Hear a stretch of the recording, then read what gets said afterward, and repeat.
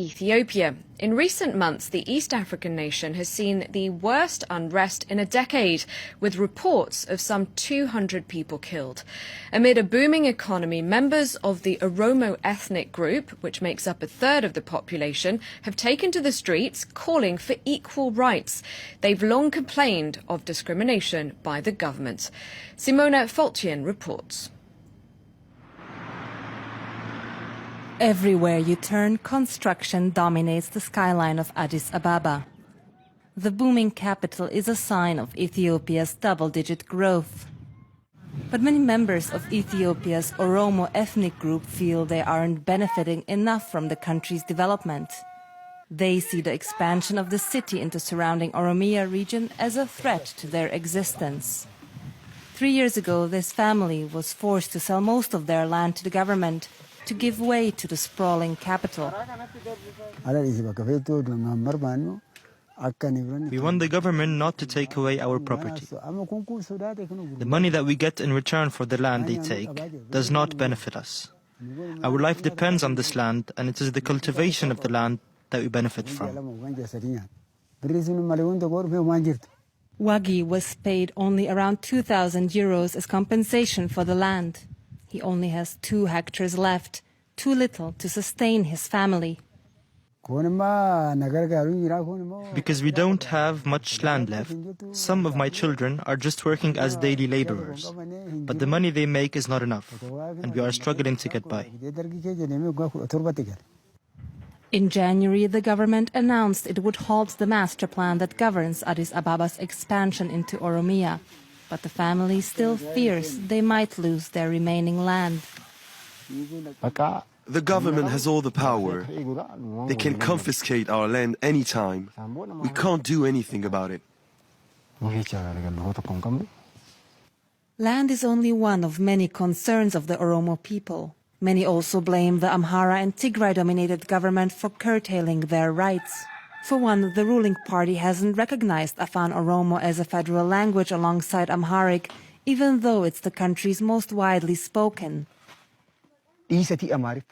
Our children are being forced to attend school in Amharic. The students asked to learn in Afan Oromo, their own language, but were told they must attend school in Amharic. When they start protesting, the government just kills them. It is these deeply rooted feelings of marginalization that sparked Ethiopia's largest unrests in a decade. Protests started last November and continue to date. The government's response has been harsh. Activists say that over 200 people, in addition to a dozen police officers, may have died so far. We leave Addis Ababa and head to Ginchi, a small town 80 kilometers west of the capital. It is here where unrests first erupted. We meet the family of one of the victims killed in the protests, 22-year-old Aschale Worku. His family says he was shot dead by military on the 12th of December last year.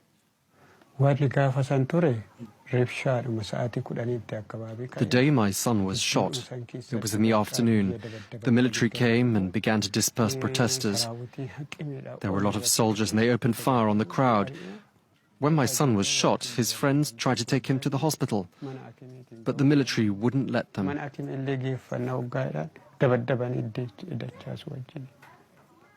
Aschale had joined the protests to object the government's decision to allocate public land in a nearby forest to an investor. His father takes us to see the spot where the forest was cleared a few months ago, just before the protests began. All this forest you see here was sold and cleared by an investor. But they deceived us. The community got very little money in return for this investment.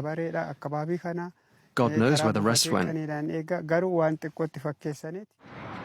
The Oromia regional government declined repeated requests for an interview. But the Federal Minister of Information acknowledges mistakes have been made. People had legitimate grievances accumulated over years. They had every confidence in the government's ability and capacity and readiness to address those issues. The minister also promises investigations into the heavy use of force by authorities. we are taking action because we owe it to our people.